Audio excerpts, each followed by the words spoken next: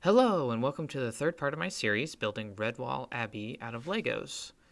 For those of you unaware, Redwall Abbey is a central location in the series of books, the Redwall books, written by Brian Jacques. And this is my interpretation of what it could look like.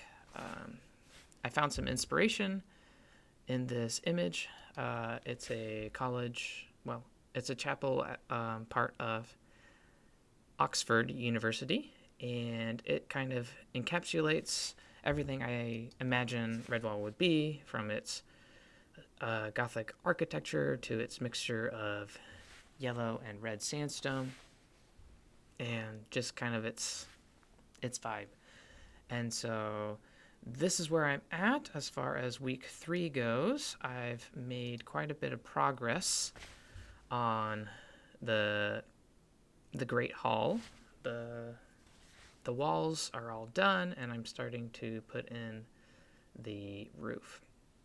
Over here you can see the doorway that will eventually lead to another corridor. Take a little peek inside. You can see we've got a couple hares in there, one of which is having a carrot for dinner. You can see this awkward thing. I didn't really know what to do on the other side of the fireplace, so I put a tower right there with windows that go nowhere. Here's another view of stained glass windows for the Great Hall. And again, this kind of interesting corner area. Over there you have the second building, which I'll get to in just a moment. But yeah, you can look inside. The Great Hall is a bit of a mess right now.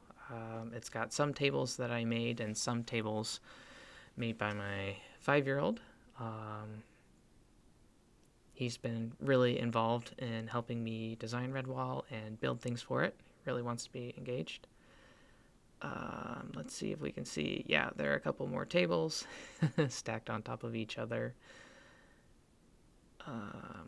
You can see how high the walls are, and I kind of wanted to give it a bit of depth inside the Great Hall because, it's part of its name. Eventually I'm going to build out some rafters to hold up the roof. Here's the other side of the Great Hall. Still need to put in the columns, the buttresses. But we've got 2 smaller stained glass windows as well as one giant one right there. And over here we've got a little connection spot where the Great Hall building connects to this other building.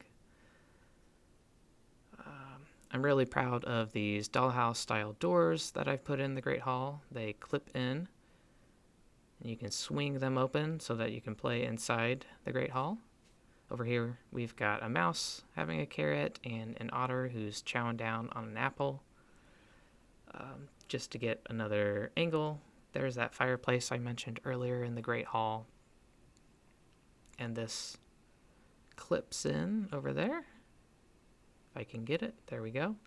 And this other wall is similar, just mirrored. Also swings out. There we go. You can also see my 5-year-old put in that clock on the side of the wall. Well, that's what he calls it. I think technically it's a compass printed piece. I don't know. But I've just left it up, as silly as it looks. Here's another view. They've got some bottles, empty jars, or whatever they are. I don't know. Haven't really decided. But those are on the tables. I kind of need to figure out the height of the tables. I've got a taller one right there that feels better as far as when minifigures are sitting down, but it looks way too tall according to minifigures that are standing up. So, yeah, I'll figure the tables out later. But that's basically the Great Hall. Now let's move on to this other building. It's got dormitories on the second floor, and the first floor has the kitchen as well as the cavern hole, which is basically a lounge area with couches. But you can see I've been working on the buttresses on this building, trying to figure out how to get everything to connect, but sadly, I don't know why. The second floor just doesn't line up correctly. I might have to scrap everything. But if you notice, I put in a second layer, actually. I'll talk about that in just a moment. But yeah, I fleshed out some actual dormitory rooms, put in some beds, the beginnings of some fireplaces, got that grandfather clock over there. Just starting to do some interior work to try and figure out what this floor is going to look like. I've got some awkward spaces and some awkward angles, what with the stairwell right there. Put in a second bathroom up here on this floor, and put in some archways for entrances, building up the walls so that those stained glass windows can fit in. I've also got some regular windows over there. There's another view of the stairwell leading down into the first floor. Yeah, I guess I should pick that up. That's eventually going to be part of the chimney, but I'm a very messy builder, so I just leave things lying around wherever I want.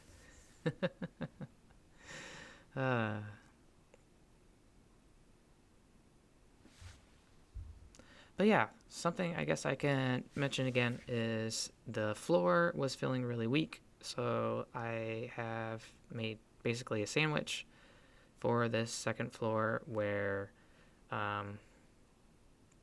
everything that the minifigures and everything inside here is on a layer of plates on top.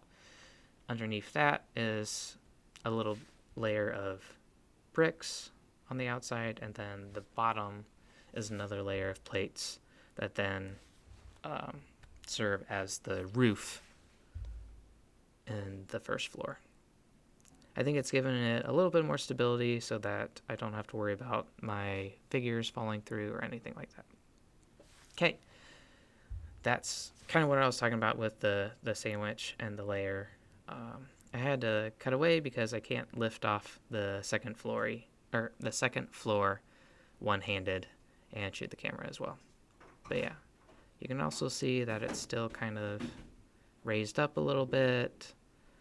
It bows. I thought hopefully maybe the sandwich would help keep it more flat, but again, still a work in progress to figure out the second floor.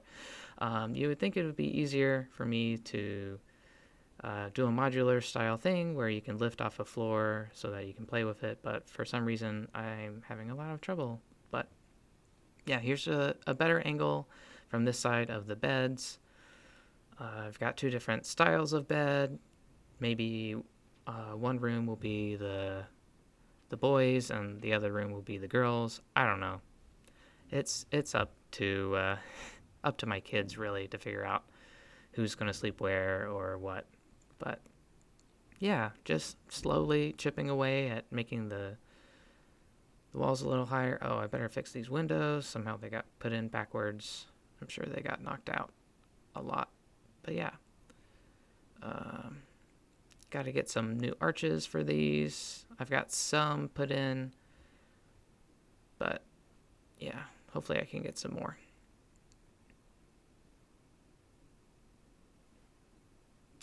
Now, just, yeah, talking about how I need some more pieces to order to fill in these buttresses. I definitely miscalculated how many bricks I'm going to need, but that's an order that should be coming in. I want to fill it in with some more dark orange, figure out how to have the buttresses attached to the Great Wall, or Great Hall there at that wall.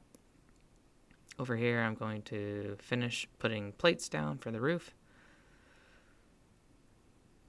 And I've got this interesting connecting spot between the two buildings that serves as a hallway. I don't know how high I'm going to put this up. Maybe it won't be that high. Maybe it'll be shorter. I don't know. But we'll figure that out in a later video. And so yeah, this is where Redwall's at. There's my bucket of all my Legos, and I will see you next week.